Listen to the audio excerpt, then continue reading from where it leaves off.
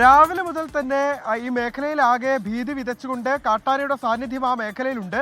ഇപ്പോൾ പലതവണ അവിടേക്ക് വന്നു പോകുന്നുണ്ട് എന്നുള്ളതാണ് പ്രദേശവാസികൾ അറിയിക്കുന്ന കാര്യം. പൂർണ്ണമായി അവിടെ നിന്ന് ഈ കാട്ടാനയെ അവിടെ നിന്ന് നീക്കാൻ കഴിഞ്ഞിട്ടില്ല.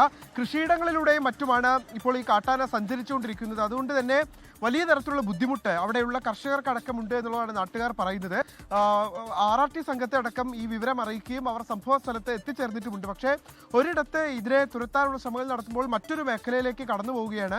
ഈ ചൂടൊക്കെ അതിരൂക്ഷമായ സാഹചര്യത്തിൽ വെള്ളം കുടിക്കാനും മറ്റുമാണ് ഈ ജനവാസ മേഖലയിലേക്ക് കാട്ടാന എത്തിച്ചേരുന്ന സാഹചര്യം ഉണ്ടായിട്ടുള്ളത്. നേരത്തെയും ഇവിടെ കാട്ടാനയുടെ സാന്നിധ്യം ഈ മേഖലയിൽ ഉണ്ടായിരുന്നു എന്നുള്ളതാണ് പ്രദേശവാസികൾ പറയുന്നത്. എന്തായാലും ഇത്തവണ അല്പം കൂടി രൂക്ഷമായി ഈ ജനവാസ മേഖലയിലേക്ക് പട്ടാപകൽ കടന്നു വരുന്ന ഒരു സാഹചര്യം പ്രദേശവാസികളെ ഭീതിയിലാഴ്ത്തിയിരിക്കുകയാണ്. അമൃത. ശരി, നിഖിൽ പ്രവേശാണ് വിവരങ്ങൾ നൽകിയത്.